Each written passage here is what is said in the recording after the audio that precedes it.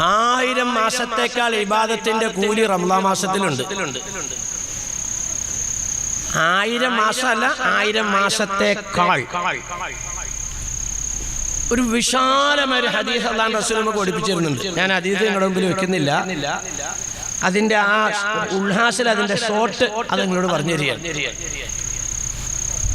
ഈ ആദം നബി അലൈഹി സ്വലാത്തു വസ്സലാം മുതൽ നൂഹ് നബി അലൈഹി സ്വലാത്തു വസ്സലാം വരെയുള്ള ജനത്തിന്റെ ആയുസ് നബിത്തങ്ങൾ പഠിപ്പിച്ചു തരിക 1000ന്റെ മുകളിലാണ്. ശ്രദ്ധിക്കണം കേട്ടോ. പറഞ്ഞാലേ നൂഹ് നബിയുടെ മോനെ വിളിച്ചിട്ട് ഇടമുള്ള നിനക്ക് എത്ര വയസ്സായി? എനിക്കിപ്പോ 8818 ആയി വയസ്സിലെ 19ലേക്ക് കടക്കുക.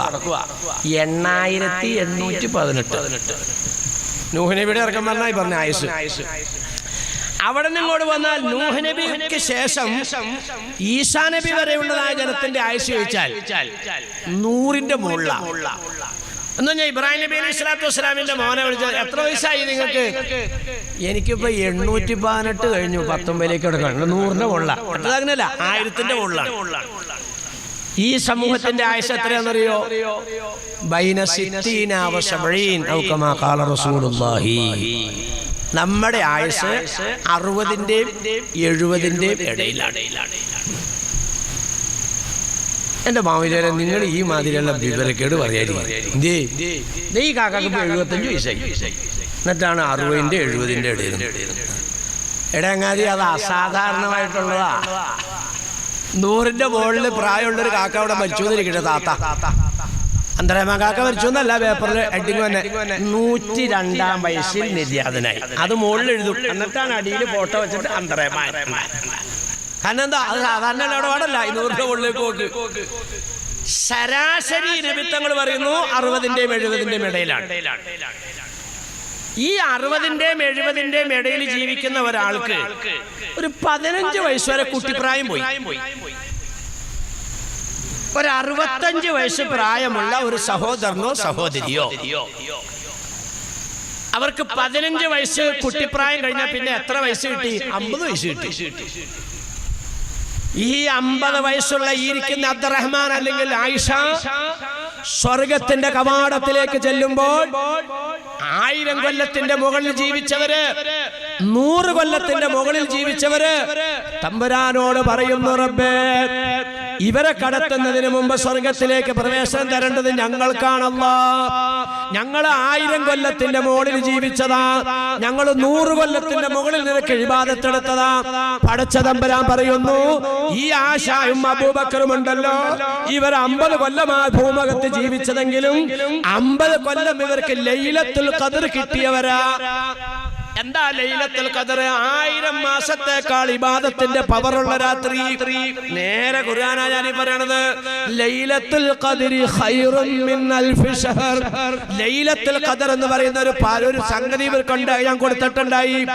ഓരോ കൊല്ലവും ലൈലത്തുൽ ഖദ്ർ കിട്ടിയ അബ്ദുറഹ്മാനായത്, ഓരോ കൊല്ലവും ലൈലത്തുൽ ഖദ്ർ കിട്ടിയ ആയിഷയായത്. ഈ ആയിഷക്കും ഈ അബൂബക്കറിനും ഈ 50നെ 1000 കൊണ്ട് ഗുണിച്ചാൽ 1000-നേക്കാൾ എന്നാണ് അല്ലാഹു തആല പറഞ്ഞത്. ഖൈറും മിൻ അൽഫി ശഹർ. ഇനി 1000 തന്നെ വെക്ക്. 1000 ആണെങ്കിലും 50നെ 1000 കൊണ്ട് ഗുണിക്കുമ്പോൾ ആദം നബിയേക്കാളും മോളിൽ പോയി. ശ്രദ്ധിക്കണ്ടോ നിങ്ങള്? അപ്പൊ 1000 മാസത്തേക്കാൾ ഇബാദത്ത് ഈ പാർട്ടിക്കാർക്ക് കിട്ടിയെങ്കിൽ 50 ലൈലത്തുൽ ഖദ്ർ കൊണ്ടിട്ട് 50 വർഷം ഇവിടെ ജീവിച്ചവർക്ക് 50 ലൈലത്തുൽ ഖദ്ർ കിട്ടിയെന്ന് അല്ലാഹു തആല പറയുന്നുണ്ടെങ്കിൽ എങ്ങനെയാണോ ഈ ഒരു ലൈലത്തുൽ ഖദ്ർ എന്ന് പറയുന്ന ദിവസത്തിന് 1000 മാസത്തേക്കാൾ ഇബാദത്തിന്റെ കൂലി കിട്ടുന്നത്? അത് പടച്ചോൻ തന്നെ പറയാ, തനസ്സലുൽ മലായികത്തു വറൂഹ്. ആ രാത്രിയിലാണ് പ്രവാചകന്മാരുടെ അടുക്കൽ മാത്രം പോകാൻ അല്ലാഹു തആല അനുമതി കൊടുത്ത മുഖറബായ മലക്ക് ജിബ്രീൽ അലൈഹിസ്സലാത്തു വസ്സലാമും ഒരാള് 1000 മാസം നിസ്കരിക്കണമെങ്കിൽ എത്ര നിസ്കാരം നിസ്കരിക്കണം, എത്ര ദുആ ചെയ്യണം, അങ്ങനെ 1000 മാസം ചെയ്യാനുള്ള ഒരാൾക്ക് ചെയ്യാനുള്ള ഇബാദത്ത് ചെയ്യാനുള്ള അത്രയും മലക്കുകൾ. ജിബ്രീലിന്റെ കൂടെ വാനലോകത്ത് ഇറങ്ങുന്ന മലക്കുകളെ പറഞ്ഞേ. ഈ മലക്കുകളുടെ വ്യൂഹം, മലക്കുകളുടെ കൂട്ടം ജിബ്രീലിന്റെ ഇസ്ലാമിന്റെ നേതൃത്വത്തിൽ നബിയുടെ അടുത്ത് മാത്രം പോകാൻ അല്ലാഹു അനുവാദം കൊടുത്ത മലക്കാണ് ഈ ചെമ്പരക്കയിലെ പാവപ്പെട്ട അബ്ദുൽക്കാരന്റെ വീട്ടിൽ വരാൻ പോണത്. പാവപ്പെട്ട ഐഷയുടെ വീട്ടിൽ വരാൻ പോണത്. ഇങ്ങനെ വന്നിട്ട് ഈ മലക്കുകളുടെ കൂട്ടം എന്താ ചെയ്യാൻ നബി തങ്ങൾ പഠിപ്പിക്കുന്നു.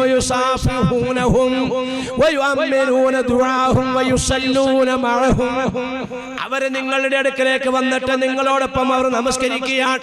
അവർ നിസ്കരിക്കുന്നതിന്റെ കൂലി നിങ്ങൾക്ക്. അവര് നിങ്ങൾ ഇസ്തിഗ്ഫാർ ചെയ്യുമ്പോൾ നിങ്ങളോടൊപ്പം തൗബ ചെയ്യുകയാണ്, അതിന്റെ കൂലി നിങ്ങൾക്ക്. നിങ്ങൾ ദുആ ചെയ്യുമ്പോൾ നിങ്ങളുടെ ദുആക്ക് അവർ ആമീൻ പറയുകയാണ്, അതിന്റെ കൂലി നിങ്ങൾക്ക്. നിങ്ങൾ ചെയ്യുന്ന എല്ലാ നന്മയിലും അവർ പങ്കാളികളാവും. ഇത് ഏതുവരെ നിൽക്കുന്നറിയോ? കിഴക്ക് വെളുക്കുന്നത് വരെ. കിഴക്കങ്ങോട്ട് വെളുത്താൽ ജിബ്രീൽ അലൈഹിസ്സലാം വിളിക്കും, യാ മആശറൽ മലായിക, എന്നോടൊപ്പം മുകളിൽ നിന്നിറങ്ങിയ മലക്കുകളെ, അർറഹീൽ അർറഹീൽ, മടങ്ങിക്കോ മടങ്ങിക്കോ. ഇങ്ങനെ മലക്കുകൾ ലൈലത്തുൽ ഖദറിന്റെ രാത്രി ഇവിടെ വന്ന് ഇറങ്ങിയിട്ട് മടങ്ങിപ്പോകുമെന്ന് പറഞ്ഞപ്പോ നബി തങ്ങൾ ചോദിക്കുന്നു, മലക്ക് ജിബ്രീലേ അലൈഹിസ്സലാം, നിങ്ങളും പാർട്ടിയും അങ്ങനെ മടങ്ങിപ്പോകുമ്പോ ഈ ഉമ്മത്തിന്റെ അവസ്ഥ എന്താ? എനിക്ക് അതാ അറിയേണ്ടതുള്ളൂ. ജിബ്രീൽ അലൈഹിസ്സലാം പറഞ്ഞു, ഇന്നല്ലാഹ ഖദ് അഫാ അൻഹും വഗഫറ ലഹും നബിയേ, ദുആ ചെയ്ത എല്ലാവരുടെയും ദുആ അല്ലാഹു സ്വീകരിച്ചിട്ടുണ്ട് നബിയേ. മാപ്പ് ചോദിച്ചവർക്കെല്ലാം മാപ്പ് കൊടുത്തിട്ടുണ്ട് നബിയേ. തൗബ ചെയ്തവരെല്ലാം തവ്വാബീങ്ങളിൽ ഉൾപ്പെടുത്തിയിട്ടുണ്ട് നബിയേ. ഇല്ലാ മൻ അർബഅ മിൻഹും, 4 സ്വഭാവക്കാർക്കൊഴികെ. അവരും പട്ടിണി കിടന്നതാ, അവരും തഹജ്ജുദ് നിസ്കരിച്ചതാ, അവരും തറാവീഹ് നിസ്കരിച്ചതാ, അവർ ഖുർആൻ ഓതിയതാ, അവർ നോമ്പ് നടത്തിയതാ, അവർ വാരിക്കോരി സദഖ ചെയ്തതാ. പക്ഷേ അവരുമായിട്ട് ഞങ്ങൾ സമ്പർക്കം പുലർത്തിയിട്ടില്ല നബിയേ. 4 പാർട്ടിക്കാരെ തള്ളിക്കളഞ്ഞു എന്ന് മുഖറബായ മലക്ക് ജിബ്രീൽ. ഇതിങ്ങനെ നബി തങ്ങൾ സഹാബാക്കളോട് അങ്ങോട്ട് പറഞ്ഞപ്പോ സദസ്സിൽ നിന്ന് ചാടി എഴുന്നേറ്റു, മൻഹും യാ റസൂലല്ലാഹ്. റമദാൻ മാസത്തിൽ ഇങ്ങനെ പട്ടിണി നടന്നിട്ട് തറാവീഹ് നിസ്കരിച്ചിട്ട് തഹജ്ജുദ് നമസ്കരിച്ചിട്ട് ഖുർആൻ ഓതിയിട്ട് വാരിക്കോരി സദഖ കൊടുത്തിട്ട് നോമ്പ് തുറ നടത്തിയിട്ട് ഈ ലൈലത്തുൽ ഖദർ കിട്ടാത്ത നിർഭാഗ്യവാന്മാരും നിർഭാഗ്യവതികളും ആരാണ് നബിയേ? സല്ലല്ലാഹു അലൈഹി വസല്ലം തങ്ങൾ വിവരിക്കുന്നു, ഒന്നാമത്തെ സ്വഭാവക്കാര്. 4 സ്വഭാവമാണ് അല്ലാഹു റസൂൽ വിവരിച്ചത്. മനസ്സിലായോ? ഇവിടെ ശ്രദ്ധിച്ചൊക്കെ കാര്യം പറഞ്ഞു മനസ്സിലായോ? നമ്മൾ റമളാൻ മാസത്തിൽ നോമ്പ് പിടിക്കണ എന്തിനാ? ലൈലത്തുൽ ഖദർ കിട്ടാനാ. ലൈലത്തുൽ ഖദർ എന്നാ ഒരാൾക്കും അറിയില്ല, ഒരാൾക്കും അറിയില്ല. നബി തങ്ങൾ പറഞ്ഞ ഹദീസ് കാണാം, റമളാന്റെ അവസാനത്തെ 10 ആകാം, പ്രതീക്ഷിച്ചോളാനേ പറഞ്ഞേ. ഇപ്പൊ ഞാനൊരു റമദാൻ ഒരു ഈ 15 നിങ്ങളുമായിട്ട് വർത്താനം പറഞ്ഞെങ്കിൽ ഞാൻ പറഞ്ഞ എങ്ങനെയായിരിക്കുമല്ലോ, സഹോദരന്മാരെ 15 ദിവസം പോയി. നബി തങ്ങൾ പ്രതീക്ഷിക്കാൻ പറഞ്ഞ അവസാനത്തെ 10 അപ്പൊ അതുകൊണ്ട് നിങ്ങൾ പ്രതീക്ഷിക്ക്, നിരാശപ്പെടല്ലേ, അങ്ങനെ പറയുള്ളൂ. റമദാൻ 21 വാംശലേർ പറയും തീരാൻ പോട്ടോ. ഒറ്റയിട്ട് രാത്രി പ്രതീക്ഷിക്കാനാണ് നബി തങ്ങൾ പറഞ്ഞത്. അവസാനത്തിലേക്ക് എത്തി. ഇവിടെ ഒന്നും നബി പറഞ്ഞത് ഇന്ന ഡേറ്റ് ആണ് ഇല്ല. നമ്മൾ റമദാൻ മാസത്തിൽ ഈ വ്രതം അനുഷ്ഠിക്കുന്നത് ലൈലത്തുൽ ഖദർ കിട്ടാനാ, വേറെ ഒന്നും നമ്മുടെ ലക്ഷ്യമല്ല. ഈ കിലോ തെങ്ങന്തൈ ഇത് വച്ചേക്കണ ഉസ്മാനോടൊന്ന് ചോദിച്ചത്, എന്തിനാടാ ഉസ്മാനെ വച്ചേക്കണേ? എന്റെ മാവിലാരെ പല്ലു കുത്താൻ ഈർക്കിളി ഇല്ലാത്തോണ്ട് ഈർക്കിളിക്ക് വേണ്ടി വെച്ചേക്കണാണ്. പറയോ? അല്ലെങ്കിൽ ഉസ്മാനെ, ഓ ഇതെന്തിനാടാ വെച്ചേക്കണേ? എന്റെ മുസ്ലിയാരെ പിന്നെ വെള്ളം ചൂടാക്കണ ചൂട്ടില്ല ഓല, അപ്പൊ അതുകൊണ്ട് ഓലയ്ക്ക് വേണ്ടി വെച്ചേക്കണാണ്. പറയോ? എന്റെ വലിയാരെ എന്റെ പുള്ള ഒരു ആമ്പുള്ള മൂത്ത പുള്ള, ആ പുള്ള ഒരു 25 കൊല്ലം കഴിയുമ്പോൾ ഒരു വീട് പണിയണേ. അപ്പൊ അവനൊക്കെ കട്ടിലേം ചെല്ലേന്റെ മരം ഉണ്ടാക്കാൻ വേണ്ടി തെങ്ങിന്തടിക്ക് വേണ്ടിട്ട് വെച്ച് വളർത്തേക്കണാണ്. പറയോ? എന്തിനാടാ ഉസ്മാനെ തെങ്ങ് വെച്ചേക്കണേ? തേങ്ങ അല്ലാണ്ട് വേറെ എന്തുട്ടാ? അപ്പൊ ഓലയോ ഈർക്കിളിയോ മടലോ തടിയോ കോഞ്ഞാട്ടയോ ചിരട്ടയോ ചകിരിയോ ഇതൊക്കെ തെങ്ങ് വളർന്നു വരുമ്പോ സ്വാഭാവികമായിട്ട് കിട്ടണ സാധനങ്ങളാ. നമ്മൾ അതിനു വേണ്ടിയല്ല തെങ്ങ് വെച്ചാൽ, അതൊക്കെ സ്വാഭാവികമായി കിട്ടുകയാണ്. റമദാൻ മാസത്തിലെ നോമ്പ് കൊണ്ട് നിന്റെ കണ്ണ് നന്നാക്കണം, കാത് നന്നാക്കണം, നാക്ക് നന്നാക്കണം, ഇതര അവയവങ്ങൾ നന്നാക്കണം. തങ്ങൾ പഠിപ്പിച്ചേക്കുന്നതാ. പട്ടിണി എടുക്കൽ മാത്രമല്ല നോമ്പ്, അവയവങ്ങളെയൊക്കെ നന്നാക്കണം. അവയവങ്ങളെ നന്നാക്കലാണോ നമ്മുടെ ലക്ഷ്യം? അല്ല. ലൈലത്തുൽ ഖദറിന് വേണ്ടി നമ്മൾ പണിയെടുക്കുമ്പോൾ നാവ് നന്നാകുന്നു, കാത് നന്നാകുന്നു, കൈകാലുകൾ നന്നാവുന്നു, ഓട്ടോമാറ്റിക്കായിട്ട് കിട്ടുവാണ്. നമ്മുടെ ലക്ഷ്യം എന്താ? ഒരു മാസക്കാലം റമദാൻ 1 മുതൽ നമ്മൾ പ്രതീക്ഷിക്കുന്നത് ലൈലത്തുൽ ഖദറാണ്. അത് കിട്ടാത്ത 4 വിഭാഗമുണ്ടെന്ന് നബിയുനാ റസൂലുള്ളാഹി. ആ സ്വഭാവക്കാരാരാന്ന് ഞാൻ നമ്മൾ പറഞ്ഞു തരുക. ഈ സ്വഭാവം നിങ്ങളിലുണ്ടെങ്കിൽ പടച്ചോനോർത്ത് നിങ്ങൾ ഇടയത്താഴം കുടിക്കണ്ട, നിങ്ങൾ തറാവീന് പോകണ്ട, നിങ്ങൾ താജ്ജുദ് നിസ്കരിക്കണ്ട, നിങ്ങൾ സദക്ക കൊടുക്കണ്ട, നിങ്ങൾ നോമ്പുതറ സംഘടിപ്പിക്കണ്ട. റമദാൻ 1 മുതൽ നമ്മൾ പ്രതീക്ഷിക്കുന്നത് ലൈലത്തുൽ ഖദറാണ്. ലൈലത്തുൽ ഖദർ എന്ന് പറഞ്ഞാൽ ജിബ്രീലും പാർട്ടി നമ്മുടെ വീട്ടിലേക്കൊക്കെ കയറി വരും. മാവേലിയുടെ കാര്യമല്ലേ പറഞ്ഞേ? അതുകൊടുത്ത കുമാരനെ വിളിച്ചു ചോദിച്ചോ, കുമാരൻ ജോനെ, ഈ മാവേലി ഇവിടെ വന്നു ചവിട്ടി തത്തി എന്നൊക്കെ പറയണ്ടല്ലോ കുമാരൻ, അതെങ്ങനെയത്? എൻ്റെ കുഞ്ഞമ്മതെ ചുമ്മാ സങ്കല്പം. അതൊക്കെ എൻ്റെ ബാവിലാരെ ആ കാര്യം അല്ലെങ്കിൽ ഞങ്ങൾ ഈ ചെമ്പറക്കിയിലും പരിസരത്തൊക്കെ താമസിക്കാൻ വേണ്ടിയിട്ട് കൊല്ലങ്ങളായി. ഇതേവരെ ഈ പറഞ്ഞ ജിബിരിയിലൊന്നും ഞങ്ങളുടെ വീട്ടിൽ കയറി വന്നു ഞാൻ കണ്ടിട്ടില്ല. തേരും കയറി വന്നു. വലിയൊരു പറയണേ എല്ലാവരും ഇപ്പോൾ വീട്ടിൽ കൂടെ കയറി വരും, ഞങ്ങളുടെ വീട്ടിൽ കൂടെ വരും, അബൂബക്കറിന്റെ വീട്ടിൽ വരും, ഐഷയുടെ വീട്ടിൽ വരും. ഇതുവരെ വന്നിട്ടില്ല. വന്നിട്ടില്ല അല്ലേ? ഇല്ല. നീയേ വാപ്പായിട്ട് ഇങ്ങനെ വർത്താനം പറഞ്ഞുകൊണ്ടിരിക്കുകയാണ്. അപ്പോൾ വാപ്പാടെ കണ്ണിങ്ങനെ നെറുകയിലേക്ക് കയറുവാണ്. വാപ്പാടെ വായി തുറക്കണു, വായിന്ന് നടക്കുന്ന ഒരേ പതേ മഞ്ഞു. അപ്പം മറിഞ്ഞു. നീ ഓടി. ജിബ്രീൽ വന്നില്ല എന്നല്ലേ പറഞ്ഞ വീട്ടില്? ഇത് ശ്രദ്ധിച്ചോ. നീ ഓടി ബാവുലാരി എടുത്തിട്ട്, ബാവുസ്താദേ എന്റെടാ വാപ്പിച്ചി മറിഞ്ഞു ആടി ഉസ്താദേ. വാപ്പിച്ചി മറിഞ്ഞാൽ ആശുപത്രി കൊണ്ടാണ് നീ ഇങ്ങോട്ട് ഒന്നിനെ ഇറക്കാം. അല്ല ഉസ്താദ്, ഒന്ന് വാ ഉസ്താദേ, ഒന്നും കൂടി വാ. അങ്ങനെ ഞാൻ ചെന്ന് നോക്കിയപ്പോണ്ട് അത് തൂങ്ങി ചത്തവ മറി കിടക്കണാരി ഇങ്ങനെ കിടക്കേ മനുഷ്യൻ. കണ്ണൊക്കെ ഇങ്ങനെ തുറന്ന് ഞാൻ എൻ്റെ ഈ പെരുവരലെ പിടിച്ചിട്ട് ഇങ്ങനെ ഒന്ന് കുലുക്കി നോക്കി. കുലുക്കിപ്പോണ്ടാ ഇവിടം വരെ അനങ്ങുക. ഞാൻ പറഞ്ഞു, എടാ മോനെ എന്തിയ വാസ്താദേ, നിന്റെ വാപ്പ മരിച്ചൂടാ. ഈ ഒച്ചപ്പാടുണ്ടാക്കല്ലർക്ക, നമ്മളെല്ലാവരും മരിക്കാനുള്ളതാണ്. ബാപ്പ നേരത്തെ മരിച്ചു, നീ സമാധാനപ്പെട്.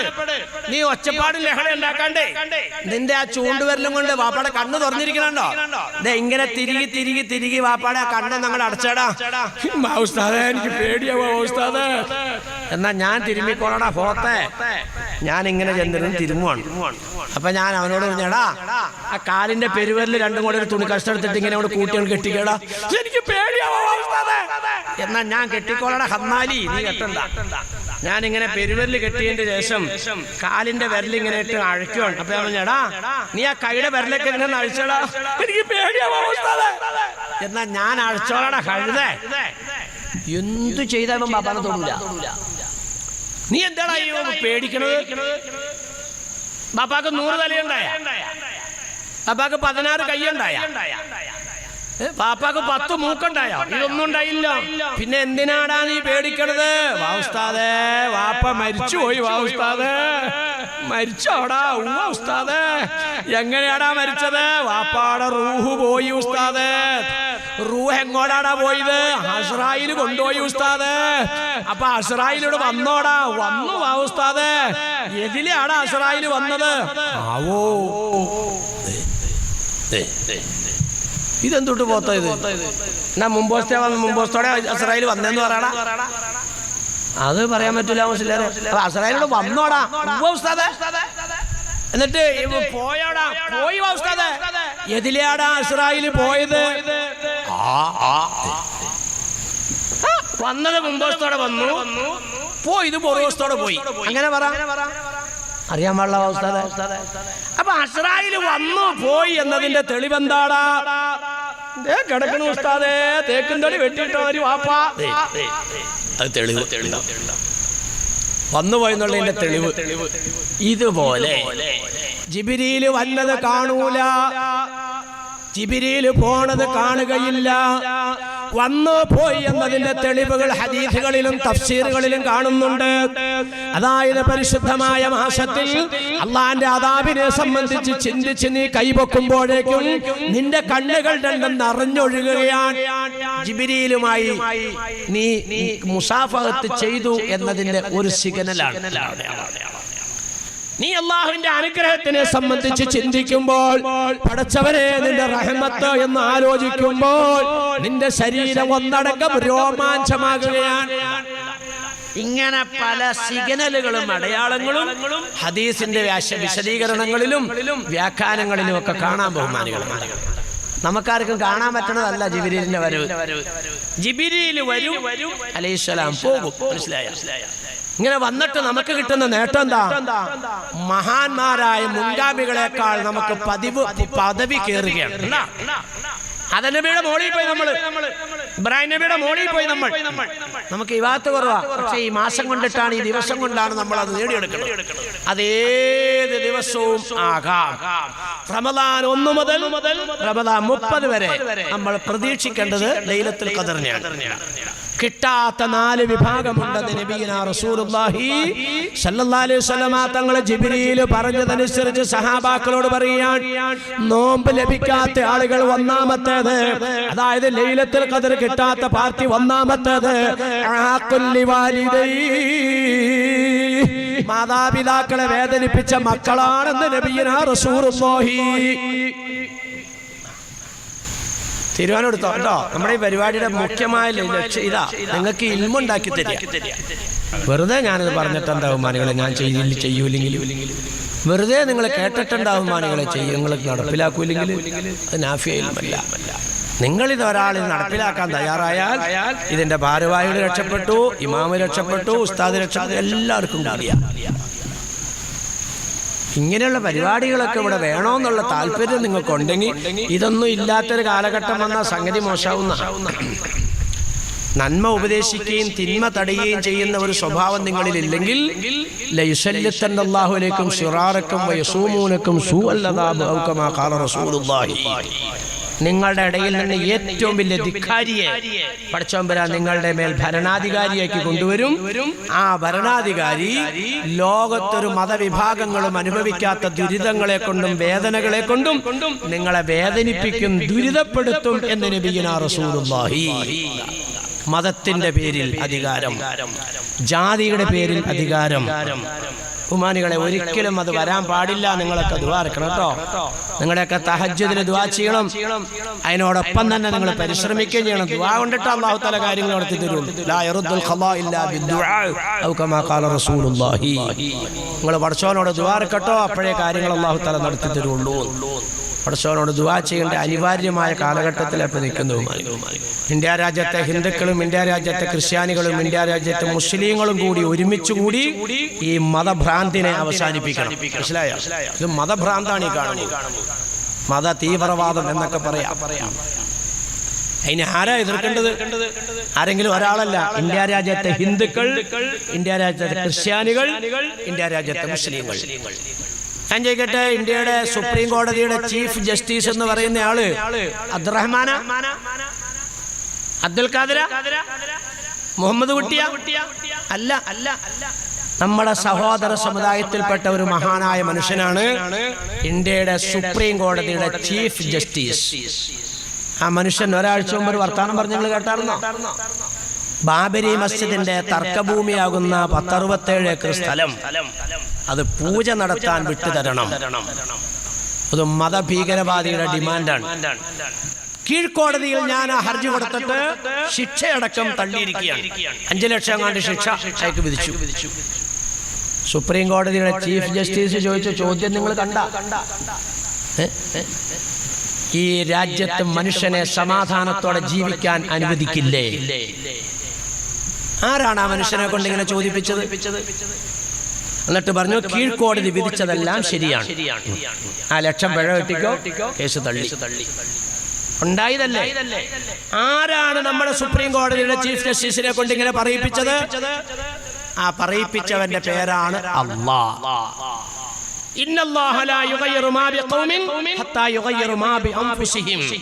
നിങ്ങളുടെ ജീവിതത്തിന് തിരുത്തൽ വരാൻ നിങ്ങൾ തയ്യാറില്ലെങ്കിൽ നിങ്ങളെ രക്ഷപ്പെടുത്തൂല.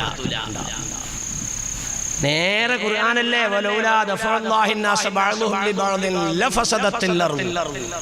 ഒരു തെമ്മാടി ധിക്കാരി അവന്റെ ധിക്കാരം കൊണ്ട് ഇവിടുത്തെ നിരപരാധികളെയും സാധുക്കളെയും കൊന്നൊടുക്കുകയാണെങ്കിൽ അവനെ അതേ നാണയത്തിൽ തന്നെ അല്ലാഹു തആല നേരിടുന്നതാണ്. അതല്ലേ ഇപ്പൊ കണ്ടത്? അതല്ലേ കണ്ടത്. അല്ലാതെ ഇപ്പൊ അദ്ദേഹം ഒരു ബാബരി മസ്ജിദിന്റെ അകത്ത് കയറി നിസ്കരിക്കാൻ പര്യാപ്തമാകുന്ന ഒരു വിശ്വാസിയാണോ? അല്ലല്ലോ. അദ്ദേഹത്തിനെ കൊണ്ട് അല്ലാഹു തആല പറയിപ്പിച്ചു. ഇതുപോലെ ഇന്ത്യ രാജ്യത്ത് ഈ ന്യൂനപക്ഷങ്ങളെ കശാപ്പ് ചെയ്യണമെന്ന ലക്ഷ്യത്തോടുകൂടി സർവ്വവിധ സന്നാഹങ്ങളും ഒരുക്കിക്കൊണ്ടിട്ട് രംഗത്തേക്ക് വരുന്ന മതഭ്രാന്തിനെ അതേ നാണയത്തിൽ തന്നെയുള്ള ആളുകളെ കൊണ്ട് അല്ലാഹു തആല നേരിടിക്കും.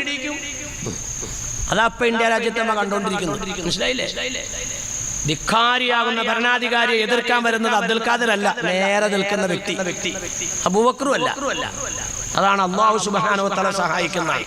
രണ്ട് പാർട്ടിക്കാർക്ക് ദുആക്ക് ഉത്തരം കൊടുക്കാതിരിക്കുള്ളൂ. രണ്ട് പാർട്ടിക്കാർക്ക് നബി തങ്ങൾ പറയാ ഇല്ലൽ കാഫിറ വൽ മുശാഹിന ഔ കമാ ഖാല റസൂലുള്ളാഹി. ഒന്ന് വിശ്വാസമില്ലാത്തവർക്ക്, അവിശ്വാസികളാണ്. അവരെ എന്തിനൊക്കെ ആരോധിക്കുന്നു, അള്ളാഹുവിനെ ധിക്കരിക്കുന്നു. അങ്ങനെയുള്ള പാർട്ടിക്ക് ഉത്തരവില്ല. രണ്ടാമത്തെ ആരാന്നറിയോ? തലക്കെട്ടൊക്കെ ഉണ്ട്, താടിയുണ്ട്, തൊപ്പിയുണ്ട്, നിക്കാരത്തൈമ്പുണ്ട്, മക്കനെയൊക്കെ ഉണ്ട്. പക്ഷേ വൈരാഗ്യം ഉള്ളിൽ വെച്ചുകൊണ്ട് മുന്നോട്ട് നീങ്ങുന്നവരാണെന്ന് നബിയുനാ റസൂലുള്ളാഹി. വൈരാഗ്യം അവനെ തക്കം കിട്ടിയാൽ ഞാൻ തകർക്കും. ഇതാണ് വൈരാഗ്യം. പിണക്കോന്നൊക്കെ വേണമെങ്കിൽ മലയാളത്തിൽ പറയാം. പിണക്കം വലിയ പ്രശ്നം. ശ്രദ്ധിച്ചോ. ഞാൻ എന്താ പറഞ്ഞു വന്നത്? റമദാൻ മാസത്തിലെ നോമ്പ് 4 സ്വഭാവം തിരുത്താൻ തയ്യാറില്ലെങ്കിൽ വേണ്ട. ഒന്നാമത്തേത് മാതാപിതാക്കളെ വേദനിപ്പിക്കുന്ന. ഈ വിഷയം ഒരു വിവരമില്ലാത്ത മഹാഭാവി ഇവിടെ നിന്നിട്ട് നിങ്ങളോട് വിശദീകരിക്കാൻ നിന്നാൽ ഞാൻ ചോദിക്കട്ടെ, ഇന്ന് നിങ്ങൾക്ക് ഇവിടുന്ന് എഴുന്നേറ്റ് പോകാൻ പറ്റുമോ? ഒരു വിവരമില്ലാത്ത ആളാ ഞാൻ. ആ കണക്കിന് വിവരമുള്ള ഒരാള് മക്കൾക്ക് മാതാപിതാക്കളുള്ള ബാധ്യതകൾ അങ്ങോട്ട് വിശദീകരിച്ചാൽ എത്രയോ ദിവസം പറയാനുണ്ട്. എത്രയോ ദിവസം.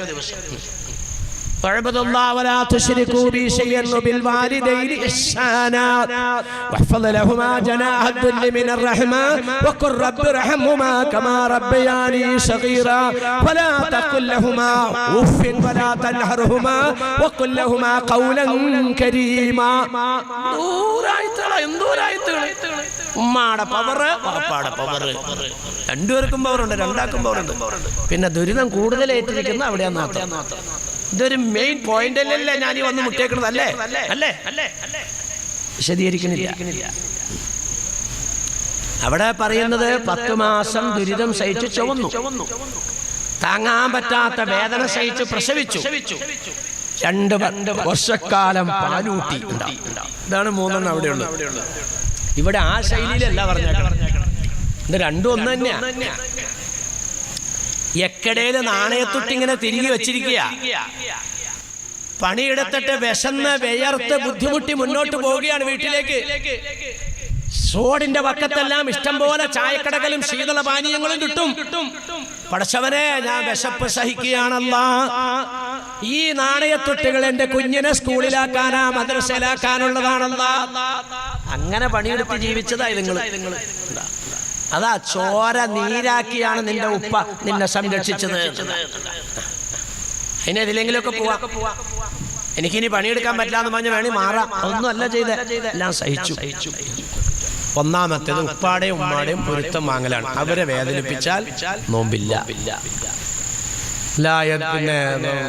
ഹുമാ ജന്നത്തുക വനാറുക അൽ ജന്നത്തു തഹ്ത അഖദാമിഹിമാ ഇദില്ലല്ലാഹു ഫീ റിളൽ വാലിദി.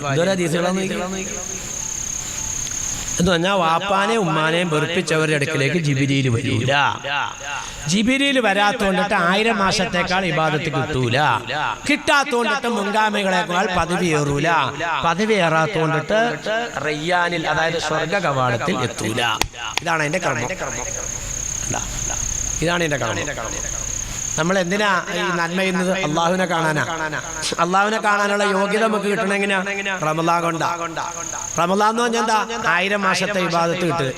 ജിബ്രീലിനെ കണ്ടുകിട്ടുമ്പോ എന്ത് കിട്ടി? 1000 മാസത്തേക്കാൾ ഇബാദത്ത് കിട്ടി. ഇബാദത്ത് കിട്ടിയപ്പോ എന്ത് കിട്ടി? മുൻഗാമികളെക്കാൾ പവർ കിട്ടി. പവർ കിട്ടിയപ്പോ എന്തായി? റയ്യാനെ കൂടെ പ്രവേശനം കിട്ടി. പ്രവേശനം കിട്ടിയപ്പോ എന്തായി? അള്ളാഹിനെ കാണാൻ പറ്റി. നിങ്ങൾക്ക് ഏതെങ്കിലും ഒരു നന്മയെ ഇതുപോലെ ക്രമമായിട്ട് അള്ളാഹുവിനെ കാണുന്ന ലിഖായിലേക്കൊന്ന് മുട്ടിക്കാവോ? മുട്ടൂല. ഇതാണ് റമദാനിന്റെ പവർ. ഒന്നാമത്തേത് മാതാപിതാക്കളെ വേദനിപ്പിക്കൽ.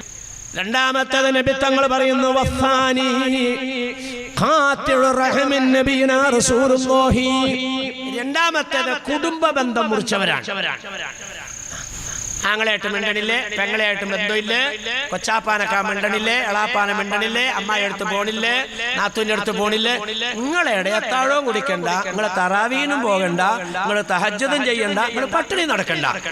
വെറുതെ വെറുതെ എന്തോ ഒരായത്ത് വേണം, എത്ര ഹദീസ് വേണം. ഇത്തഖുല്ലാഹ അല്ലദീ തസാഅലുന ബിഹി വൽ അർഹാം من أحب يبسط له في رزقه وينسى له في ثره فليصل رحمه لا يدخلن الجنة خاطئ. എന്തോരാ കിടക്കണ റഹ്മാനികൾ, എന്തോരാ. ഹിസാബ് എളുപ്പമാകാൻ 3 നന്മകൾ നബിയുനാ റസൂലുള്ളാഹി. ഒന്നാമത്തേത് സിൽ മൻ ഖതഅക. ഇങ്ങോട് ബന്ധം മുറിക്കുന്ന കുടുംബത്തിനെ അങ്ങോട്ട് മുറിക്കാതെ നിലനിർത്തുക. ഇങ്ങോട്ട് നമ്മളെ ഉപദ്രവിച്ചോണ്ടിരിക്കുക. റസൂലുള്ളാന്റെ മുമ്പിൽ വന്നിട്ട് ഒരു സഹാബിയ പറഞ്ഞു, നാടകാക്കായല്ല, ഞങ്ങൾ ശ്രദ്ധിക്കണം കേട്ടോ. റസൂലുള്ളാന്റെ മുമ്പിൽ വന്നിട്ട് ഒരു സഹാബി പറയുന്നു, അള്ളാന്റെ റസൂലേ ഇന്ന ലീ റഹ്മിൻ. നബിയെ എനിക്കൊരു കുടുംബമുണ്ട്. ഈ ഇരിക്കുന്നവർക്ക് പലർക്കും അനുഭവമുള്ള കാര്യത്തെ ഞാൻ പറയുന്നത്. എനിക്കൊരു കുടുംബമുണ്ട് നബിയെ. ആ കുടുംബക്കാരിൽ നിന്നിട്ട് എനിക്കൊരു സഹായവും വേണ്ട, ഒരു നാണയത്തൊട്ടുകൾ വേണ്ട, ഒരാൾ സഹായം വേണ്ട. പക്ഷേ അവർക്ക് എന്താവശ്യം വന്നാലും ഞാൻ അവർക്ക് സഹായിക്കുന്നു, അവരുമായിട്ട് സഹവസിക്കുന്നു, സഹകരിക്കുന്നു നബിയെ. അവര് ഞാൻ ഇങ്ങനെയൊക്കെ ചെയ്യുകയാണെങ്കിൽ എന്നോടവർ ബന്ധം മുറിക്കുന്ന നിലക്കുള്ള നീക്കമാണ് അവരുടെ ഭാഗത്തുനിന്ന്. തക്കം കിട്ടിയ എന്നെ സംബന്ധിച്ച് എവിടെ മോശമായിട്ട് പറയും, എന്നെ വേദനിപ്പിക്കും, എന്റെ കുടുംബത്തിനെ വിഷമിപ്പിക്കും.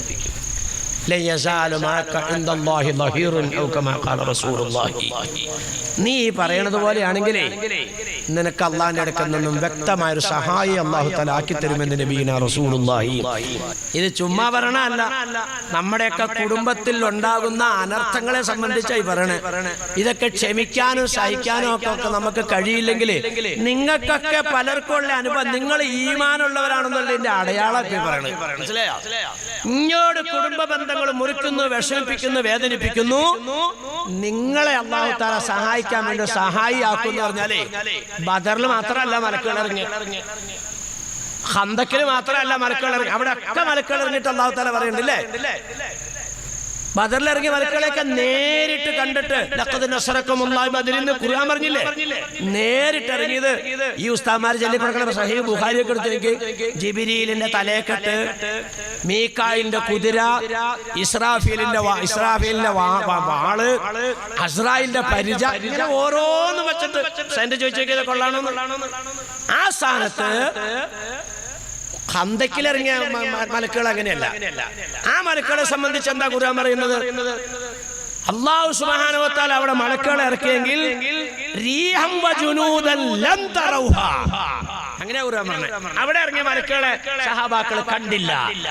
ഇവിടെയൊക്കെ മലക്കുകൾ ഇറങ്ങി. ഞാൻ ചോദിക്കട്ടെ, ഈ മലക്കുകളെ നമുക്കും അല്ലാഹു തആല ഇറക്കി തന്ന് സഹായിക്കുന്ന ഒരു നന്മയാണ് ഇങ്ങോട്ട് ഉപദ്രവിക്കുന്ന കുടുംബക്കാരെ അങ്ങോട്ട് ഉപദ്രവിക്കാതിരിക്കുക എന്ന് നബിയുനാ റസൂലുള്ളാഹി. നമുക്ക് അല്ലാഹു തആല സഹായി ഇറക്കി തരുന്നു പറഞ്ഞാൽ നമ്മുടെ കൂടെ മലക്കിറങ്ങുക. ബഹുമാനികളെ, ആ നിലയ്ക്ക് നിങ്ങൾ ജീവിക്കാൻ തയ്യാറായാൽ എന്തോരമുണ്ട് നിങ്ങളുടെ ഇടയിലൊക്കെ. അങ്ങനെയില്ലേ? എന്തോരം നിങ്ങൾ അങ്ങോട്ട് കൊടുത്താലും. കല്യാണത്തിലൊക്കെ നിങ്ങളും മക്കളും ഒക്കെ ആദ്യം അവസാനം പോയി സംബന്ധിക്കുക. അവിടുന്ന് ഒരെണ്ണം വരില്ല, വിളമ്പട സമയത്ത് കയറി. നിങ്ങൾക്കൊരു സാമ്പത്തിക ആവശ്യത്തിന് 10 രൂപ അവിടുന്ന് നിങ്ങൾക്ക് മേടിച്ചിട്ടില്ല, നിങ്ങൾക്ക് ആവശ്യമില്ല. അവിടെ ആവശ്യത്തില്ല അറിഞ്ഞാൽ നിങ്ങൾ വേഗം പോയിട്ട് ബില്ല് തീർത്തു കൊടുക്കുകയാണ്. ഇങ്ങനെ അങ്ങോട്ട് സഹായിക്കുന്നു, ഇങ്ങോട്ടില്ല. എന്നിട്ട് നിങ്ങൾ ഇടങ്ങേറാക്കുക. ആ ഇടങ്ങേറാക്കുന്നതിനെ വകവയ്ക്കാതെ ആ സഹായവും കാര്യങ്ങളൊക്കെ ബന്ധപ്പെടുത്തി നിലനിർത്താൻ നിനക്ക് കഴിയുമെങ്കിൽ ജിബ്രീലിനെ കണ്ടുമുട്ടാം എന്ന് നബിയുനാ റസൂലുള്ളാഹി. മൂന്നാമത്തേത് വമുസാഹിനുൻ നബിയുനാ റസൂലുള്ളാഹി. മൂന്നാമത്തേതാണ് വൈരാഗ്യം വെച്ചുകൊണ്ടിരിക്കുന്നത്. ഞാൻ നേരത്തെ ഒന്ന് സൂചിപ്പിച്ചായിരുന്നല്ലോ, ഈ പിണക്കം വലിയ പ്രശ്നമാണ്. ലൈലത്തുൽ ഖദർ അറിയിച്ചു തരാൻ വേണ്ടി നബിത്തങ്ങൾ സഹാബകളിലേക്ക് കടന്നു വന്നപ്പോ രണ്ടുപേരും തമ്മിൽ തർക്കിക്കുക. തങ്ങളാ തർക്കത്തിൽ ഇടവിട്ടു. പൊന്നാർ നബി പറയാ നസീത്തു, ഞാൻ മറന്നുപോയി. എന്നെ ഞാനിത് അറിയിക്കാൻ വേണ്ടി വന്നത് നിങ്ങളുടെ തർക്കം കാരണം മറന്നുപോയി. അപ്പൊ നമ്മുടെ ഇടയിൽ പിണക്കം ഉണ്ടായാൽ നന്മകൾ അല്ലാഹു സുബ്ഹാനഹു വ തആലയിൽ നിന്ന് ഉയർത്തപ്പെടുന്ന നമുക്ക് മറക്കപ്പെട്ടു. ബഹുമാനികളെ, അതുകൊണ്ട് പിണക്കങ്ങളുണ്ടെങ്കിൽ ആ പിണക്കം ഇണക്കത്തിലേക്ക് എത്തിക്കാൻ നിങ്ങൾക്ക് കഴിയില്ലെങ്കിൽ നിങ്ങൾ തറാവിയൊക്കെ ഇരിക്കാനും ഇടയത്താഴം ഇരിക്കാനും തഹജ്ജുദ് ഇരിക്കാനും നിൽക്കണ്ട. അതിന് ഇവിടുത്തെ കമ്മിറ്റിക്കാർ വേണ്ട, ബഹുമാനപ്പെട്ട ഖത്തീബ് ഉസ്താദും വേണ്ട, ഇവിടുത്തെ പഞ്ചായത്ത് മെമ്പറും വേണ്ട. നിങ്ങളെ കൊണ്ട് ചെന്നിട്ട് അസ്സലാമു അലൈക്കും വഅലൈക്കും അസ്സലാം വറഹ്മത്തുള്ളാഹി, സ്വർണം വിളക്കി ചേർത്തതുപോലെയാണ് നബിയുനാ റസൂലുള്ളാഹി. സ്വർണം വിളക്കിയ വല്ല അടയാളമാണോ? ഇല്ല. ഈമാനില്ലാത്തവർ തമ്മിൽ പിണക്കം മാറി കൂടിയാൽ എങ്ങനെയാണെന്നറിയോ? പളുങ്കുകൾ ചേർത്ത് വെച്ചതുപോലെയാണ്. പളുങ്ക് പൊട്ടിയ ചേർത്ത് വെച്ച അടയാളം ഉറപ്പാ. സ്വർണം വിളക്കിയ ഒരു അടയാളം കാണില്ല. അസ്സലാമു അലൈക്കും വഅലൈക്കും അസ്സലാം വറഹ്മത്തുള്ളാഹി.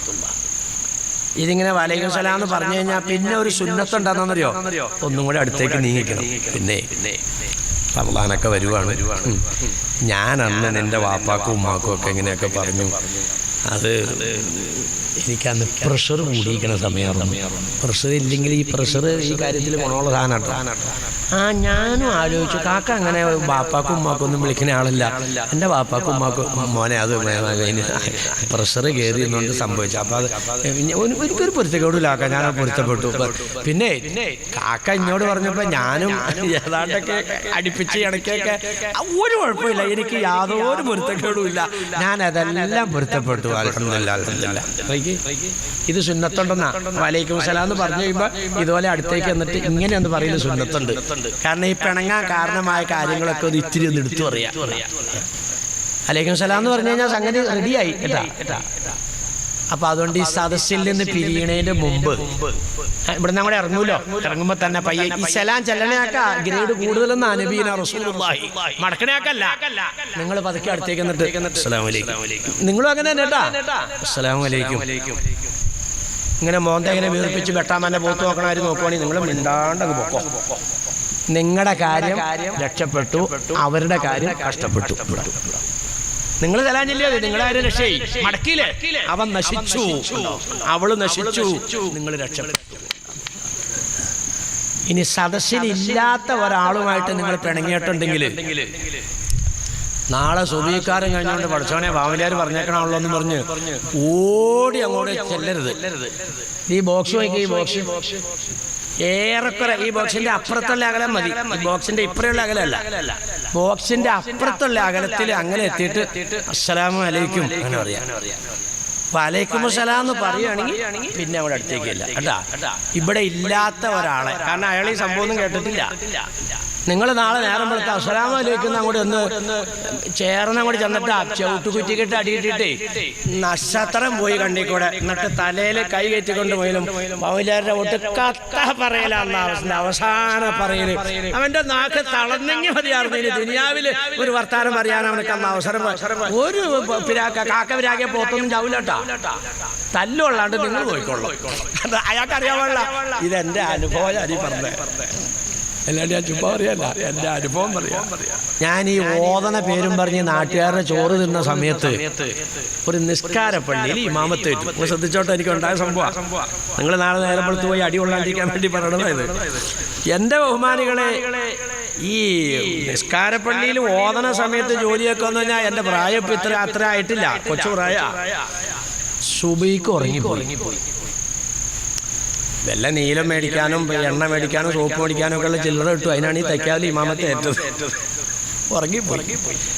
എൻ്റെ അള്ളാഹ്, ഒരു കാക്ക അങ്ങോട്ട് വന്നിട്ട് വാതിലേക്ക് ചാടി അണിച്ചു. കാരണം വാതിലിന്റെ മുമ്പിൽ തന്നെ കിടക്കണേ. ചാടി അണിച്ച് 3 മിനിറ്റ് വൈകി, സാരമില്ല, അപ്പൊ മൈക്കി കൂടെ കൊടുക്കണ്ട, അല്ലാണ്ട് കൊടുക്കാന്നൊക്കെ പറഞ്ഞ് വാതിൽ തുറക്കാൻ ഈ വാതിലേൽ ചെന്ന തൊട്ടിപ്പോ അയാൾ ആ വാതിക്കെ പോയി ഇരിക്കുകയാണ്. ഞാൻ തുറന്നത് ഇവിടെ തുറന്നിട്ടുണ്ടോ എന്ന് ചോദിച്ചിട്ടുണ്ട്. വായി തോന്നിയതൊക്കെ കാക്കാൻ കൊടുക്കും. ഈ വായി തോന്നിയതൊക്കെ പറഞ്ഞ് അയാളെ കണ്ട് പെണ്ണുമ്പള തെല്ലിറക്കി ഇട്ടേക്കണ ദേഷ്യം തീർക്കണ എന്നോടാണ്. അങ്ങനെയുണ്ട് ചില നാട്ടില്. പെണ്ണുമ്പള്ള പറഞ്ഞാനുസരിക്കൂല, മോൻ പറഞ്ഞാനുസരിക്കൂല, മോള് പറഞ്ഞാനുസരിക്കൂല, പേരക്കുട്ടികൾ പറഞ്ഞാനുസരിക്കൂല. എന്നൊരു പണിയാ പള്ളിയിലേക്ക് പോയി നോക്കാം. അവിടെ ചെന്നിട്ടാണ് പിന്നെ ചാടിക്കില്ല. അങ്ങനെയുണ്ട് ചില സ്ഥലങ്ങളിൽ. മാറി തുടങ്ങിയിട്ടോ. കാരണം എന്താ വെച്ചാൽ വൈലാക്കന്മാര് പഴയ ശൈലിയൊന്നുമല്ല, അപ്പൊ മാറി തുടങ്ങി. പണ്ടൊക്കെ അങ്ങനെയല്ല. ഞാൻ ഇപ്പൊ തന്നെ കിടത്തിക്കോളാം കാക്ക. പണ്ട് അങ്ങനെയാ, ഇപ്പൊ അങ്ങനെയല്ല. ആ കാക്ക അവിടെ കിടത്തി കേൾക്കൂലെന്ന്. ഇപ്പൊ അങ്ങനെ അങ്ങനെ ഭയങ്കര മണാണല്ലോ. ഞാൻ ലോഷൻ എടുത്തോണ്ട് വന്നേ കാണുന്ന ഇപ്പൊ തന്നെ കഴുകാൻ പോവാണ്. പണ്ട് ഇപ്പൊ മാറിയിട്ടാണല്ലോ ഇത് കഴുകാൻ സൗകര്യം മുഴുവൻ വീട്ടിൽ പോയി കൊടുത്തു. ഇപ്പൊ അങ്ങനെ ഇതേപോലെ കുറച്ചൊക്കെ അങ്ങനെ വേണമെന്നുള്ള എന്റെ അഭിപ്രായം. എന്താ എന്തെങ്കിലും മൂത്രപരം ഉണ്ടാക്കാണ്ടിരിക്കാൻ പാടില്ല. ഉണ്ടാക്കണ പണിയാ, ചെയ്യണ്ടൊക്കെ ചെയ്യണം. ചുമ്മാ വെത്തക്കയറാൻ നമ്മള് അപ്പൊ പോട്ടെ. ഞാനേ ഇയാളെ കണ്ട് പെണ്ണുപിള്ള വലിയവർക്ക് കിട്ടേണ്ട അതിട്ട് എന്നോടാ ദേഷ്യം തീർക്കണേ. എനിക്ക് അങ്ങോട്ട് ദേഷ്യം വന്നു. ഇയാളിങ്ങോട്ട്, ഞാൻ പള്ളിക്കകത്തുള്ള ഇങ്ങനെ ഇയാളിങ്ങോട്ട് പറയണതിന് വലിയ വ്യത്യാസം ഇല്ലാണ്ട് ഒരുമാതിരിയൊക്കെ ഇണക്കി ഞാനും കുറെ കൂടെ തട്ടി. എന്റെ പൊന്നാര ബീവിയെ ഒന്നും എടുത്തോണ്ട് വന്ന് ബാഗ് വിളിച്ചു, സുന്നത്ത് നിക്കരിച്ചു. ഞാൻ ഈ കാക്കയുടെ മുഖത്തേക്കൊക്കെ ഉണ്ട്. കാക്കാക്കനെ ഇരിക്കുകയാണ്. ഞാൻ അടിച്ചിട്ട് ഇക്കാമത്ത് കൊടുത്തിട്ട് അയാൾ അവിടെ തന്നെ അടിച്ചെന്നിട്ട് പുള്ളി ഇക്കാമത്ത് കൊടുക്കുകയാണ്. ഞാൻ ഇക്കാമത്ത് കൊടുത്ത് ഞാൻ അവിടെ നിക്കരിച്ചു, അയാൾ ഇക്കാമത്ത് കൊടുത്ത് അയാളും അവിടെ നിക്കരിച്ചു. വേറൊരാളും വന്നുമില്ല. ഞാൻ അന്നത്തെ ദിവസം ഈ ഇടങ്ങേറായി. കാരണം ആ കാക്ക കാണണമെന്ന് പറഞ്ഞു ഓർത്ത് എനിക്ക് അങ്ങനെ പറയണ്ടാവും, മോശമായി പോയി. അങ്ങനെ അന്നത്തെ ദിവസം ഞാനങ്ങനെ കഴിച്ചു വിട്ടിട്ടോ. വലിയ ഇടങ്ങേറായി പോയി എനിക്ക്. പിറ്റേ ദിവസം ഞാൻ നാസ്തയാക്കാൻ വേണ്ടി ഒരു ചെറിയ ഇട റോഡിൽ നിന്ന് മെയിൻ റോഡിലേക്ക് കിടക്കണം. മെയിൻ റോഡിലൊരു ചായക്കടയിലാണ് എനിക്ക് ചായ ഏൽപ്പിച്ചേക്കണം. അങ്ങനെ ഞാൻ ഈ നാസ്തയാക്കാൻ വേണ്ടി ഇങ്ങനെ തയ്ക്കാവിന്ന് ഇങ്ങനെ ഇറങ്ങിയിട്ട് നോക്കുമ്പോണ്ടാ ഈ കാക്ക അവിടെ നിന്ന് സൈക്കിളിൽ വരുവാണ്. ഞാൻ നല്ല തക്കം, എന്തായാലും ഇനി വച്ചോണ്ടിരിക്കണ്ട. പുറകോട്ട് തിരിഞ്ഞു നോക്കുമ്പോഴും വഴിയിൽ ആരുമില്ല, അവിടെ ആരുമില്ല. അപ്പൊ അയാൾ ആ സൈഡിൽ കൂടെ കേട്ടോ വന്നെ. ഈ സൈഡിലാണ് പള്ളി. ഞാൻ ഇവിടുന്ന് ഇങ്ങനെ ഇറങ്ങിയിട്ട് നേരെ മൂപ്പരുടെ ആ സൈഡിലേക്ക് ചെന്നിട്ട് അസ്സലാമു അലൈക്കും. റഹ്മാനായ റബ്ബേ, ഈ പടപ്പ് ചെയ്ത പണി എന്താ അറിയോ? 2 ബ്രേക്ക് കൂടെ അവിടെ പിടിച്ചിട്ട് ചാടി അങ്ങോട്ട് ഇറങ്ങി. അപ്പൊ മുഖമൊക്കെ ആകെ കൊണ്ട് മാറി, കണ്ണൊക്കെ അങ്ങോട്ടിട്ട് ചുമക്കാണ്. ചാടി അങ്ങോട്ട് ഇറങ്ങിയിട്ട് ഇയാളിത് സ്റ്റാൻഡിലേക്ക് വയ്ക്കുക സൈക്കിൾ. ഒരൊറ്റ വിടല് ഞാൻ വിട്ടിട്ട് പള്ളിയുടെ തയ്ക്കാവിന്റെ മോളിൽ കയറിയിട്ട് ഞാൻ തിരിഞ്ഞു നോക്കിയുള്ളൂ. ആ സ്റ്റാൻഡിൽ വെച്ചിട്ട് അയാൾ സൈക്കിളിൽ നിന്ന് വിട്ടാൽ അടി എനിക്ക് ഉറപ്പാണ്. ഇവിടെ ഇന്നലെ രാവിലെ അവൻ വായി തോന്നിയതെല്ലാം പറഞ്ഞിട്ട് ഇപ്പൊ റോട്ടിലിട്ടും കളിയാക്കണം. അതാണ് അയക്ക് തോന്നിയത്. ഈ സലാം ചൊല്ലിത് പൊരുത്തപ്പെടിപ്പിക്കാനാണെന്ന പാവപ്പെട്ടവൻ അറിയില്ല. ഇതാ ഞാൻ പറഞ്ഞ ഈ പരിപാടി കേട്ടവര് നിങ്ങളോട് സഹകരിക്കും. വലൈക്കും സലാം എന്ന് പറയും. കേൾക്കാത്തവിടെ പിന്നെ അടുത്തേക്ക് ഓടി ചെന്നിട്ട് നിങ്ങൾ അയാളുടെ അടുത്ത് നല്ലോണ്ടിട്ട് നമ്മളെ കാര്യമില്ല. അപ്പൊ അതുകൊണ്ട് ബഹുമാനികളെ, മൂന്നാമത്തേത് പിണങ്ങിയിരിക്കുന്ന ഇനി സലാം ചൊല്ലിന്നിരിക്കട്ടെ. ഇവിടെ അങ്ങോട്ട് ഇറങ്ങി അസ്സലാമു അലൈക്കും. വലൈക്കും സലാം റഹ്മത്തുള്ളാഹി. സംഗതി അങ്ങനെയൊക്കെ പറഞ്ഞെങ്കിലും നിന്നെ എനിക്ക് കിട്ടൂടാ. ഞാനിപ്പോ എന്നൊക്കെ പറഞ്ഞെങ്കിലേ നീ വീഴുമ്പോ ഞാൻ വെട്ടിയിട്ടോളാം. ഇതിന്റെ പേരാണ് വൈരാഗ്യം വെച്ചോണ്ടിരിക്കും. രക്ഷയില്ലാട്ടാ. ആ ഒരു ശൈലി മനസ്സിലുണ്ടെങ്കിൽ രക്ഷയില്ല. അതാണ് മുഷാഹിനുൻ.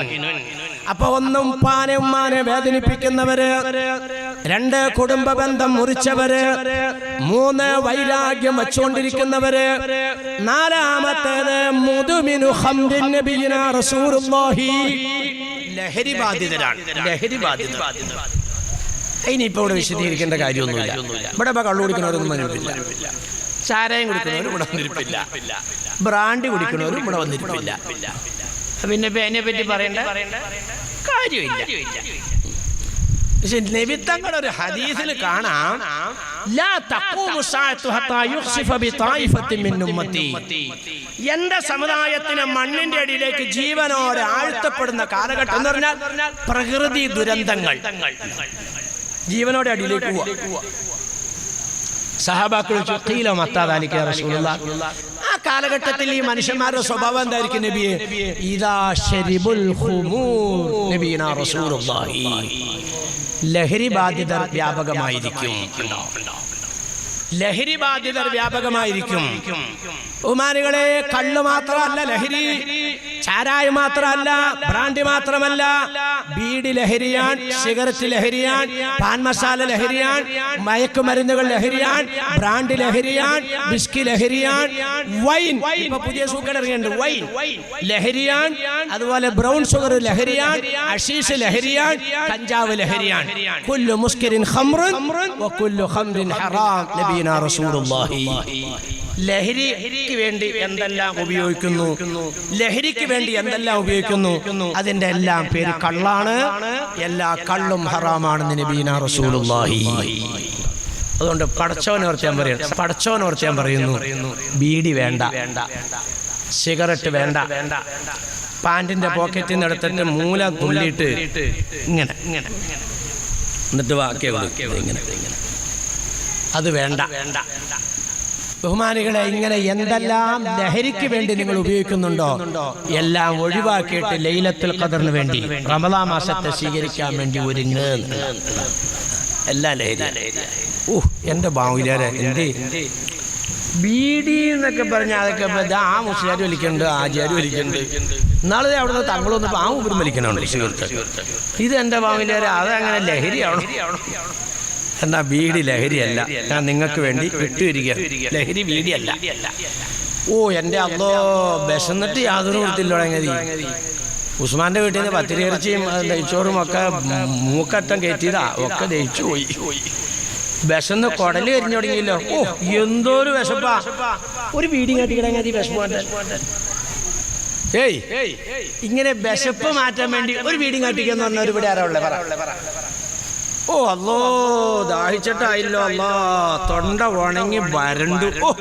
ഒരു സീറ്റ് കാട്ടിക്കിടങ്ങി.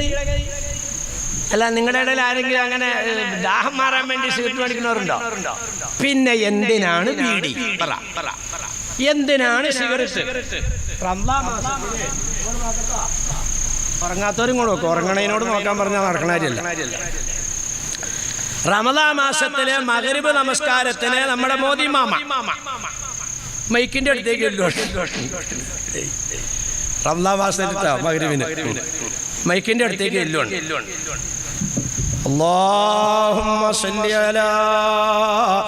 അപ്പൊ കാക്ക മുമ്പ് അവിടെ കാരക്കരിപ്പുണ്ട്, ഇവിടെ മുന്തിരി ഇരിപ്പുണ്ട്, അവിടെ തരി ഇരിപ്പുണ്ട്, പല സാധനങ്ങളും ഇരിപ്പുണ്ട്.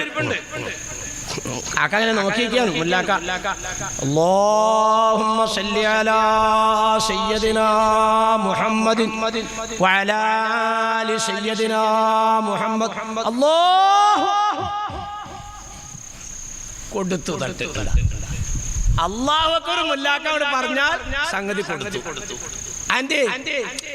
ആരൊക്കെയൊക്കെ അവിടെ ഇരിക്കട്ടെ, മുന്തിരിയൊക്കെ അവിടെ ഇരിക്കട്ടെ. ഇടയത്താടം കുടിച്ചപ്പോ ഒന്ന് വലിച്ചത് അശൂർ വായിക്കൂടെ വെള്ളം വരുവാ.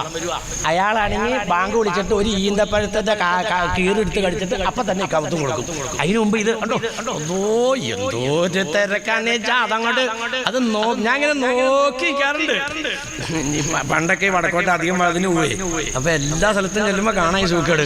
എന്നിട്ട് എന്റെ പൊന്നാര അബീബെ ചുണ്ടങ്ങോട്ട് കൂട്ടിയിട്ട് മൂക്കിക്കോടെ ഇങ്ങോട്ട് വന്നത് കൽക്കരിയഞ്ചും. പണ്ട് കൽക്കരിയഞ്ചും കണ്ടിട്ടുണ്ടാ?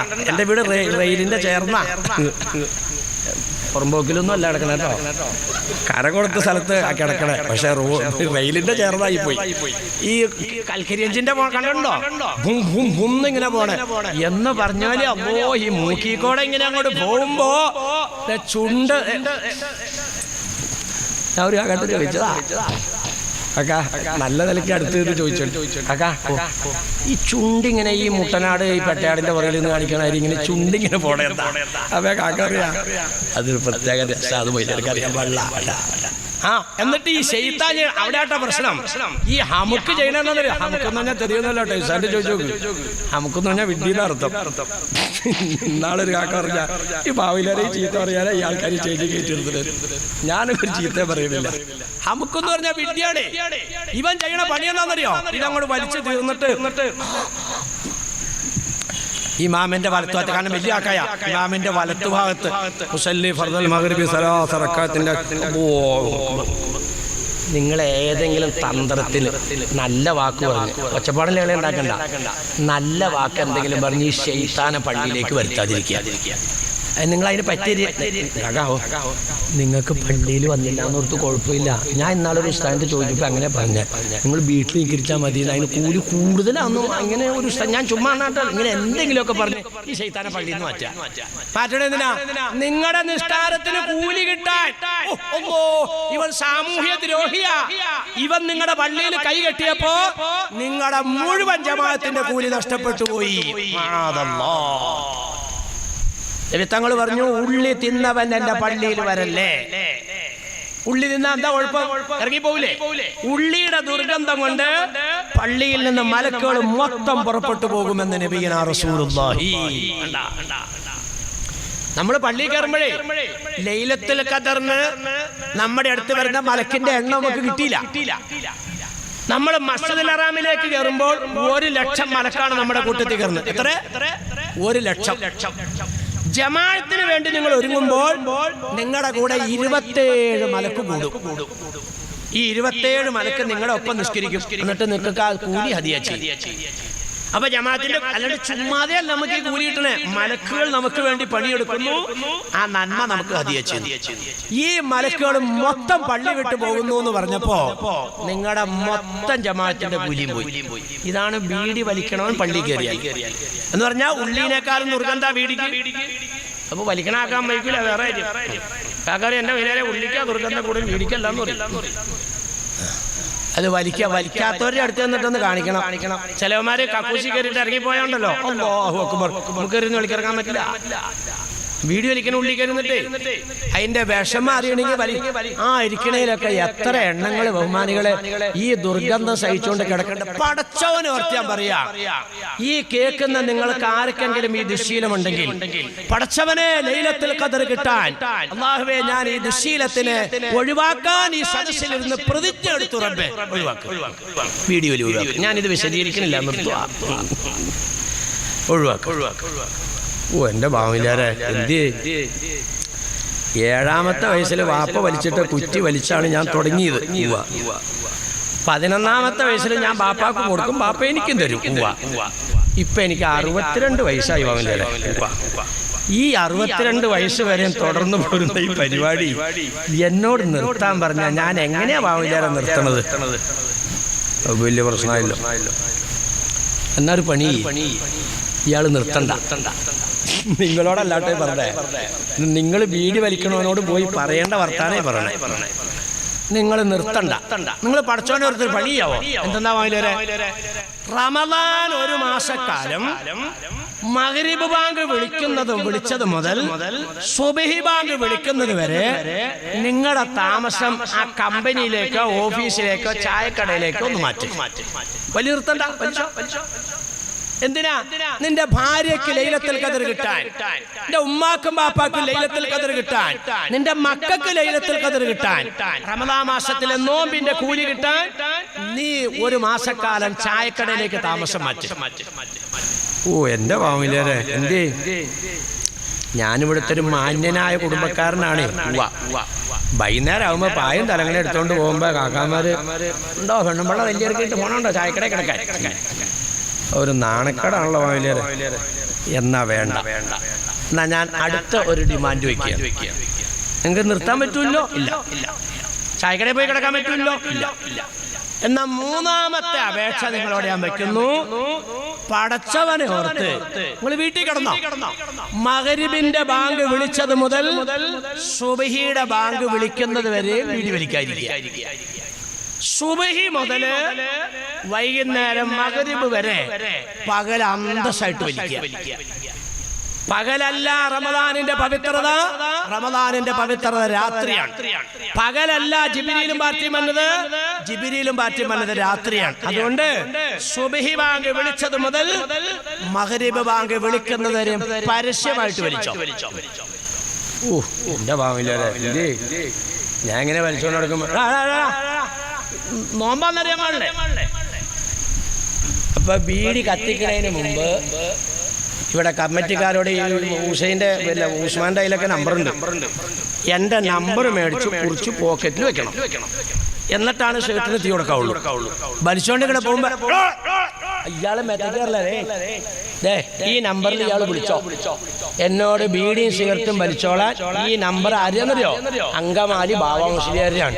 അയാൾ എന്നോട് വലിച്ചോളാൻ വ്യക്തമായ നിയമപ്രകാരം എന്നോട് വലിച്ചോളാൻ അനുവാദം തന്നിട്ടാണ് ഞാൻ വലിക്കണം. നിങ്ങൾ വിളിച്ചോ, ബാബ മുസ്ലിയാർക്ക് വിളിച്ചോ, ഈ നമ്പർ എന്റെ ഫോണിൽ നിന്ന് വിളിച്ചോ. അതൊക്കെ സൗകര്യപ്പെടുത്തിയിട്ടേ തീ കൊടുക്കാവുള്ളൂ. അയാൾ വിളിച്ചോട്ട്, ഞാൻ അയാൾക്ക് തക്ക മറുപടി കൊടുത്തോളാം. അതിനോടൊപ്പം തന്നെ നിങ്ങൾ പകല് വലിക്കണതിന്റെ പേരിൽ വല്ല ശിക്ഷയും അല്ലാഹു തആല തരുവാണ്, ഞാനാണ് നിങ്ങളെ കൊണ്ട് വലിപ്പിക്കുന്നത്, അതിന്റെ ശിക്ഷ ഞാൻ ഏറ്റോളാം. ഇത്രയും ആൾക്കാരെ സാക്ഷ്യപ്പെടുത്തില്ലേ നീ പറഞ്ഞേ.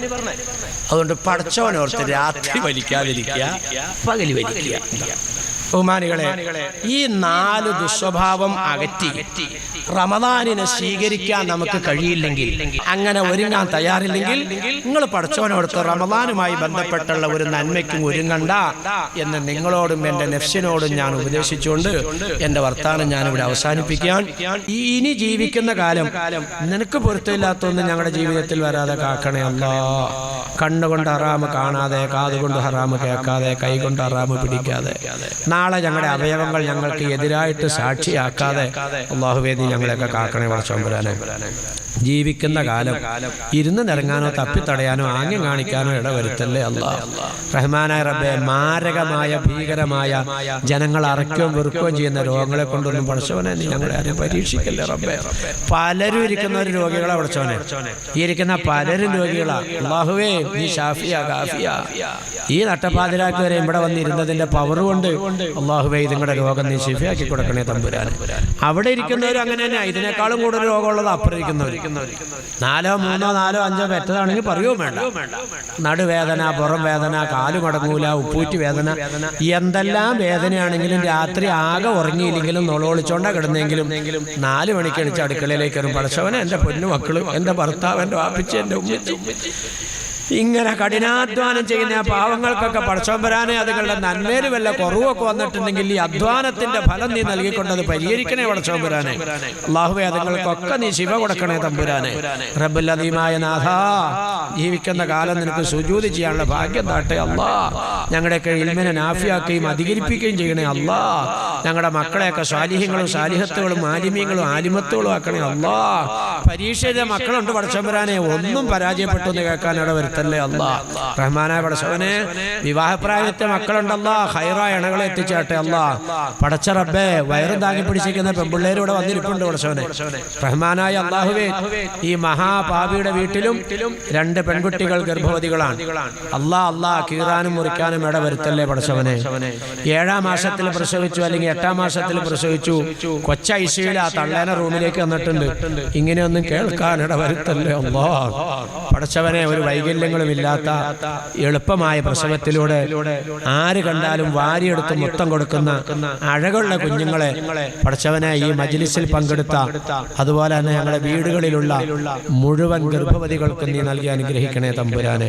റഹ്മാനായ പടച്ചവനെ, വിവാഹപ്രായത്തെ എത്ര പെൺകുട്ടികൾ ഈ മജ്ലിസിൽ പങ്കെടുത്തിട്ടുണ്ടെങ്കിലും ഇവിടെ വന്നതിന്റെ ബർക്കത്തുണ്ട് ഒരു പുക പോലും വലിക്കാത്ത ഇണയുമായി അല്ലാഹുവേ നിക്കാഹ് എളുപ്പാക്കി കൊടുക്കണേ പടച്ചവനെ. റഹ്മാനായ അല്ലാ, അന്ത്യശ്വാസം മരിക്കുമ്പോൾ 1 രൂപ പോലും കടബാധ്യതയായിട്ട് മരിക്കാനിട വരുത്തല്ലേ പടച്ചവനെ. കള്ള കേസിലൊന്നും ഞങ്ങളെ കൊടുക്കല്ലേ അല്ലാ. ഞങ്ങളെയോ ഞങ്ങളുടെ വാഹനങ്ങളെയോ അപകടത്തിൽപ്പെടുത്തല്ലേ പടച്ചവനെ. മോൻ ഓടിച്ചോണ്ട് പോയ വണ്ടി ആളെ ഇടിച്ചിട്ടു, വന്നവരെല്ലാം മോനെ ഇടിച്ച് ചമ്മന്തിയാക്കി പോലീസ് വാരിയെടുത്ത് ഹോസ്പിറ്റലിലേക്ക് കൊണ്ടുപോയേക്കുവാണ്. അല്ലാഹുവേ, അങ്ങനെയുള്ള വാർത്തയൊന്നും കേൾക്കാനിട വരുത്തല്ലേ അല്ലാ. മോർച്ചറിയില മയ്യത്തെന്ന് പറയേണ്ട മൗത്തിനെ തൊട്ട് ഞങ്ങളെയൊക്കെ കാക്കണേ അല്ലാ. റഹ്മാനായ അല്ലാ, ഫലസ്തീനിലെ നെതന്യാഹു എന്ന് പറഞ്ഞ ഫിർഔൻ വീണ്ടും അധികാരത്തിലേക്ക് വരികയാണെന്ന സൂചന. അല്ലാഹുവേ നീ കാക്കണേ പടച്ചോമ്പരാനെ. ഫലസ്തീനികളെ ജനിച്ച മണ്ണിൽ ജീവിക്കാൻ പോരടിക്കുന്നവരെ നീ പരാജയപ്പെടുത്തല്ലേ അല്ലാ. റോഹിംഗ്യ മുസ്ലിങ്ങളെ ആക്രമിക്കുന്ന മ്യാൻമർ ഭരണകൂടത്തിന് ലോകത്തിന് മാതൃകയായി നീ ശിക്ഷിക്കണേ പടച്ചോമ്പരാനെ. റബ്ബുൽ അദീമായ നാഥ, ലോകമെമ്പാടും പെടഞ്ഞു മരിക്കുന്ന, കത്തിച്ചാമ്പലാകുന്ന, ക്രൂരമായി ബലാത്സംഗം ചെയ്ത് കൊല്ലപ്പെടുന്ന ഈ സമുദായത്തിന്റെ അംഗങ്ങൾക്ക് ശുഹദാക്കളുടെ പദവി നൽകി അനുഗ്രഹിക്കണേ തമ്പുരാനെ. റഹ്മാനായ അല്ലാ, ഞങ്ങളുടെയൊക്കെ മൗത്ത് നന്നാക്കി തരണേ അല്ലാ. ഞങ്ങളുടെ ഒന്നും ജനാസ പ്രദർശന വസ്തുവാക്കല്ലേ അല്ലാ. പടച്ചവനെ, ഞങ്ങളുടെ പൊന്നോമനകളെ കൊണ്ട് ഞങ്ങളുടെ മയ്യത്ത് പരിപാലിപ്പിക്കണേ തമ്പുരാനെ. പടച്ചവനെ, ഞങ്ങളുടെ പൊന്നുമക്കളുടെ മയ്യത്ത് കാണാൻ, ഞങ്ങളുടെ പേരക്കുഞ്ഞുങ്ങളുടെ മയ്യത്ത് കാണാൻ അല്ലാഹുവേ നീ ഞങ്ങൾക്ക് വിധി തരല്ലേ പടച്ചോമ്പരാനെ. പൊന്നുമോന്റെ മയ്യത്തെടുക്കാൻ കഴിയൂല അല്ലാ, പൊന്നുമോക്കടെ മയ്യത്ത് കാണാൻ കഴിയില്ല പടച്ചവനെ. അതുപോലുള്ള പരീക്ഷണങ്ങൾ അല്ലാഹുവേ നീ ഞങ്ങളെ കാക്കണേ പടച്ചോമ്പരാനെ. റബ്ബുൽ അദീമായ നാഥ, ഞങ്ങൾ മൗത്തായി പോയ ഞങ്ങളുടെ പലരുടെയും പാപ്പാമാരും ഉമ്മമാരും, ഈ മഹാഭാവിയുടെ വാപ്പായും എൻ്റെ ഭാര്യയുടെ വാപ്പായും ഒക്കെ കബറാളികളാണ് പടച്ചോമ്പരാനെ. ഞങ്ങൾ മൗത്തായി പോയ ഞങ്ങളുടെ വേണ്ടപ്പെട്ടവരുടെ ഖബറുകളെ നീ വിശാലാക്കണേ റബ്ബേ.